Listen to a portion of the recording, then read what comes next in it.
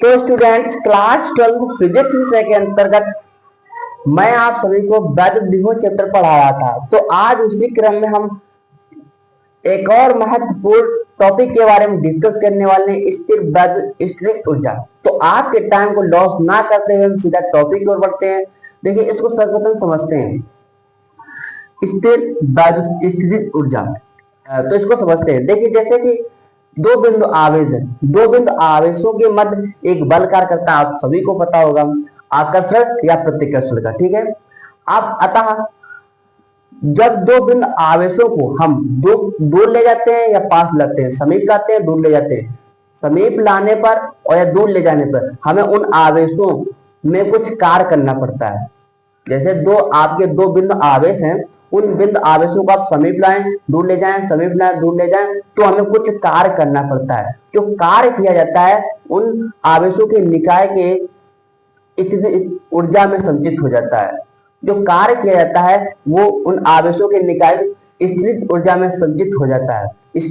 इसको इस प्रकार से भी समझा जा सकता है कि आवेशों के किसी निकाय की स्थिर वैद्युत स्थितिज ऊर्जा कार्य के बराबर उन आवेशों के अनंत से परस्पर समीप लाकर निकाय की रचना करने में किया जाता है।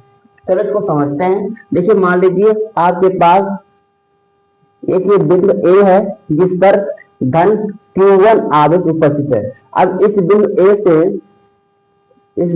ए से r मीटर दूरी पर एक बिंदु B है, जहां पर Q2 आवेश उपस्थित है।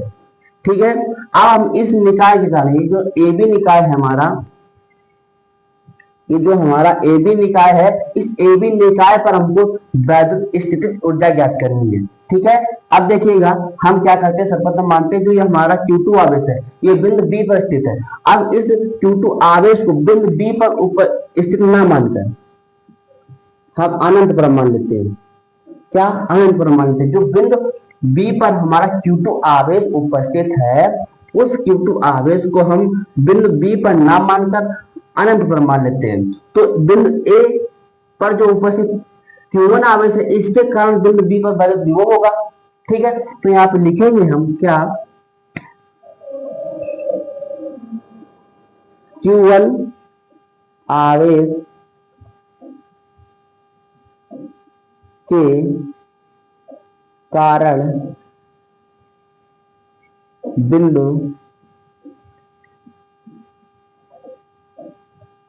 B पर वैद्युत विभव क्या होगा? वैद्युत विभव, मैंने आपको वैद्युत विभव का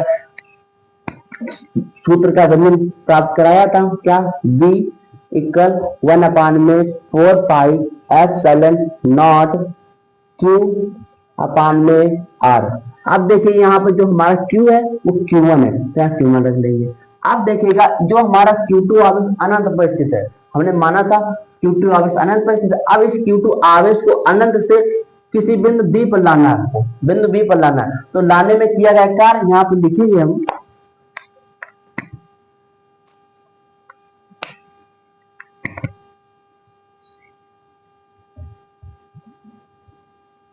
वैद्युत विभव की परिभाषा से,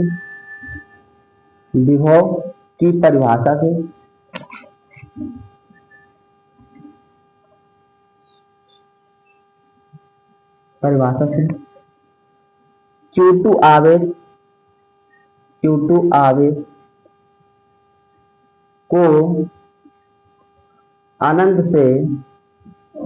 अनंत से बिंदु B तक लाने में किया गया कार्य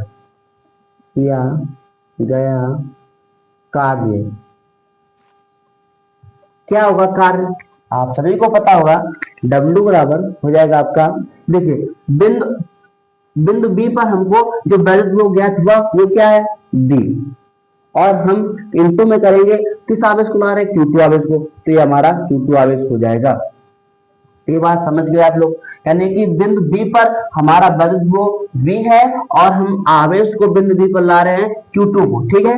तो यहाँ पर हम V का मान जब रखेंगे तो W बराबर हमको ज्ञात होगा 1/4 पाई एप्सिलॉन नॉट, ये Q1 हो जाएगा और ये Q2 हो जाएगा, ठीक है, बटे R हो जाएगा, ठीक है। तो ये हमको कार्य पता चला, लेकिन हमको क्या पता था, स्थितिज ऊर्जा पूछी थी, ये जूल, ठीक है। वैद्युत स्थितिज ऊर्जा पूछी थी, तो वैद्युत स्थितिज ऊर्जा क्या होगी, यहाँ पे लिखेंगे वैद्युत स्थितिज ऊर्जा। अब देखिएगा, मैंने आपको डिफिनेशन में बताया कि जो स्थिर वैद्युत स्थितिज ऊर्जा है कार्य के बराबर है। तो यहाँ पे लिखेंगे हम, यहाँ पर इस प्रकार से लिख सकते हैं, जो वैद्युत स्थितिज ऊर्जा है वो जो कार्य है हमारा वैद्युत स्थितिज ऊर्जा यानी कैपिटल U के बराबर है। तो यहाँ पे U बराबर हम लिख सकते हैं क्या, 1/4 pi epsilon not Q1 Q2 अपान में R, और ये हमारा जूल, क्योंकि ऊर्जा का भी मात्रक जूल होता है। तो इसको एक बार और समझते हैं हम। एक बिंदु आवेश, दो बिंदु आवेश है, दो बिंदु आवेश का एक निकाय है AB। अब हम एक बिंदु B पर जो उपस्थित Q2 आवेश है, इसको हम बिंदु B पर ना मानकर अनंत पर मानते हैं। बिंदु A पर स्थित Q1 आवेश के कारण बिंदु B पर वैद्युत विभव ज्ञात किया। फिर क्या किया, उस बिंदु आवेश, जो बिंदु आवेश हमारा अनंत पर स्थित है, उसको हम एक बिंदु B पर लाने में किया गया कार्य, जो कार्य क्या, वो कार्य हमारा बराबर होता है वैद्युत स्थितिज ऊर्जा के। आई होप ये आप लोगों को समझ में आ गया होगा।